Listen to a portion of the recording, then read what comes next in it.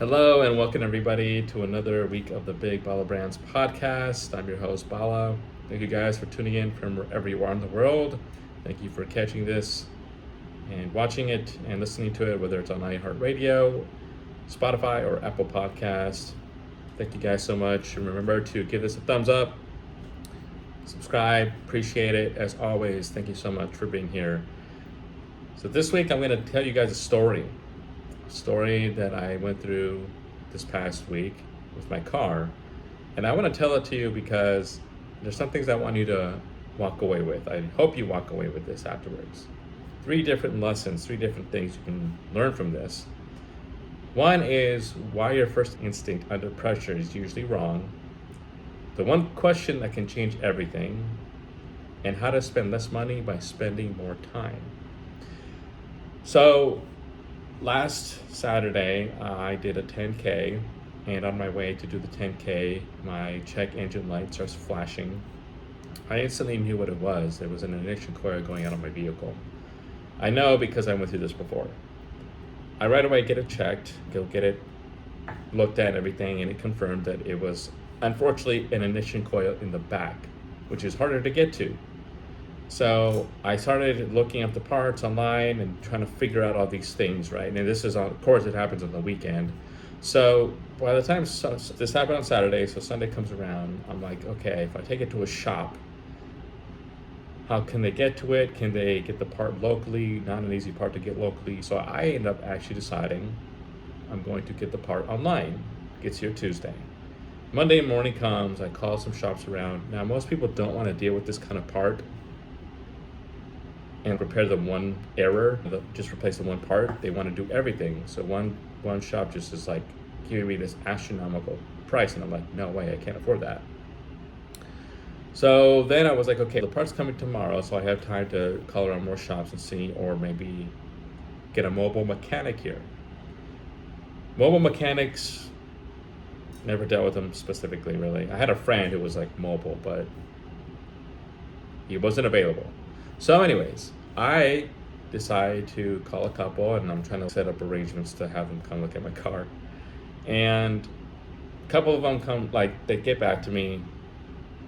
Doesn't happen. Prices are different. I'm not sure about the experience, if they can handle this kind of job, this and that. So my part gets here Tuesday. I look at where it is on my engine, and I'm like, I can see the part, but it's not easy to get to. So I'm like, okay. Now, granted, no, I'm not doing a 9 to 5 currently. I have a job coming up soon, and I'm thinking I have time. Now, again, this was last week, so I'm like, I have time to figure this out. But I'm also sitting duck. I can't move, which tells me now I need to get a bike. I give it about a day and a half, 2 days to see if I can get a mobile mechanic out here. Nothing's happening. Have the part in hand. I'm ready to go.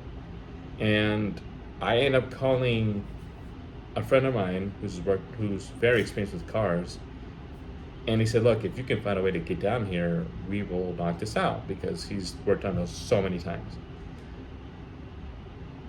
So I'm thinking, how do I get this car down there? So I end up calling my insurance, and the first call with them was good. I was like, how far can I go with the towing for free, and then what is the cost afterwards? And they gave me the number. It was like $230 out of pocket afterwards, up to 50 miles range for free. So I said, okay. So then I said, all right, well, thank you for that information.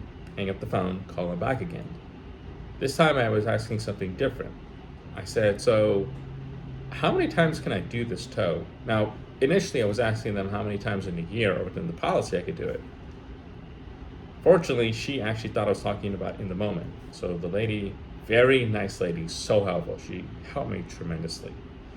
She said, this is what you can do. I don't know if this applies to all insurance, so don't take my word for this. Ask yours.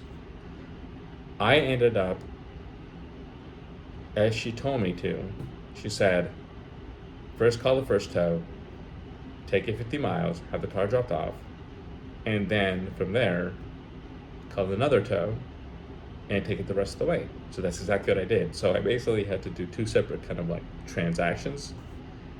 So I ended up paying nothing out of pocket. But then again, I'm thinking, this is what I pay my insurance for. Now, granted, I have not used tow much. I used it like once over a year ago. Fortunately, knock on wood, I don't have that issue. My car, even though she's old and high mileage, I take care of her. And so I tell my mechanic friend, I say, I'm going to get it to you. Got it to him, replaced the part, still having the same issue.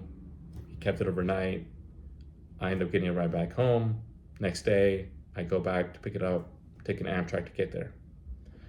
I went through this whole scenario and I was like, I can't believe I just did that. Never done that before. But what is the takeaways here? Number one, most people when they're in these situations, and I get it, sometimes you need the car fast, so you gotta spend money on it. You gotta get it moving. You need that, you're paying for certainty, right away repair. I had time, so I was able to, number one, order a part online, which I'd done before, saved me a lot of money. And then I was like, okay, I can spare myself a couple days, so I don't need this right away. I have time to figure this out. So what is your default move when you have urgency like this? What do you do? How do you react? Most people might pay up front, or others, if you want to be a little more strategic or you're on a budget or whatever, call around. You got to do your research, right? What it can, is one shop willing to do that one part only? Are others going to do everything at once? Is the part easy to get locally? All these things. So you got to figure it out. And then the other thing is asking better, different questions. When I was talking to the lady of my insurance, I said, I never knew you could do that. And she said, it's because you were asking questions. You kept asking me, so I was answering. So learning how to ask better questions, the right questions, and how can you do that? I always look at it as, okay, if this doesn't work, what's the other option? Or putting myself at the end result, what do I need to do to get there? It like she said, okay, you can do this twice. I was like, am I allowed to do that? If I do it the first time, how do I do it the second time? Can I use the towing? I've never done this before. So I was like, okay, how does this work exactly? Oh, we get from A to Z or A to B. Okay, what do I do from B to C? How does that work? Oh, but also, can I ride with the truck? Is that okay? And she's, you have to call the tow truck. So they called me and I asked them directly, can I ride with you? Yes, I could. So I was like, great. That would have been a whole nother problem because I'm like, I need to know how to get there. I have to ride with the car. So it's all about asking better questions. And if you don't know what question to ask, just be like, can I call you back? I need to think about this. That's what I did. The other thing is sometimes patience costs less than panic. What do I mean by that? The real expense sometimes isn't the price tag necessarily. It's the state of your mind when you're in this decision mode. Because sometimes, like, again, we get into these panic scenarios and we think we gotta splurge on this, buy this, spend so much on that. And then you're like, oh God, I didn't need to do that. Again, after all this, my check engine light comes on again and I'm thinking, oh God, now what? One guy tells me it's maybe your alternator going bad or there's corrosion on it. Then I go to another location and they're like, cleaning the corrosion, check it, and then realize, no, you're fine. Starter, alternator, battery's okay. Second opinion. I always get a second opinion. So I was like, okay, that fixed the problem. So there's always moments like this when we will feel the pressure of something and we're in a panic mode and we're trying to scramble to figure out what to do. But sometimes take the pause, take a breath, and look at what's in front of you, look at your scenario. Because then you're realizing you have to do a little bit of coordinating, getting the part, getting it to the shop. How do I get here? How do I get it back? How much time do I have? When I was dealing with the mobile mechanics, I was like, can these guys actually do the job? How many times have they done this before? Because it's not an easy part to get to, unfortunately. But then when I took it to my mechanic friend, I watched him do it. So now I have a better understanding of the process. Not just the process, but the tools. Knowing the tools, having the tools. Not just a computer tool, car tool, your own tools, the tools you use in everyday life in your own way, personally and professionally. So again, these are all moments where we deal with all the time when something can happen so fast and it's like, okay, how did I deal with this before? How do I deal with it now? And when I got my car checked afterwards, the guy literally told me, you don't need to spend extra money on parts you don't need right now. Granted, yes, things are getting old. Every car goes through that. But you don't need to go spend money right now. You're okay. So I want to share this with you guys because number one, it was a crazy week and I couldn't believe I did it. I didn't realize I could do that with car insurance in general. Again, double check if you can do that. There might be a limit of how many tows you get within a policy. But had I not gone through this problem I was trying to solve for myself and asking them or calling them back again and asking them these questions, I wouldn't have known. And I never knew that before. So I was like, wow, I know a trick if I have to use it again, maybe. So first thing, what is your first instinct under pressure? That's the first thing. Different questions changes everything. Newer questions changes everything. Take a pause, come back to reassess the scenario, the question, the answer, and finding ways to spend less by spending more time doing the research. Most people who carry the part I need are like selling it for $100. I got it for $50. I was like, I have time. It won't arrive like in a week from now, but I can use it right now. So it was quite an experience of a week. And I was like, I want to share this because I think there's something that everybody can learn, because I'm sure everybody's experienced some kind of car problem and what to do in that scenario. And as I've had older friends, mentors tell me before, first of all, situational awareness, okay? But always think, what is the worst case scenario and how do you prepare for it? Or how do you prevent it from happening? And if you're thinking of the end in mind, where's the end goal you're trying to get to? What is that when you get there? Work backwards on how did you get there? What were the steps you need to get there? Sometimes they're not obvious, sometimes they are. And again, I was not expecting myself to go through that week, but I was like, okay, I felt like life was making it happen that way, because when I got to my mechanic and we fixed it, or we thought we had fixed it, the problem wasn't fixed. It was another part, similar part, but in a different spot that still needed to be replaced. So I would have paid someone to come to help me, not solve the problem, spent the money, and been super frustrated and still had to get it to him. So sometimes life just happens in this way. So like throughout that whole week, I was more of, these people aren't answering me. So what am I doing? What am I going to do? But I was really walking through so much unknown and uncertainty. But I was like, okay, these are the steps we're taking every day.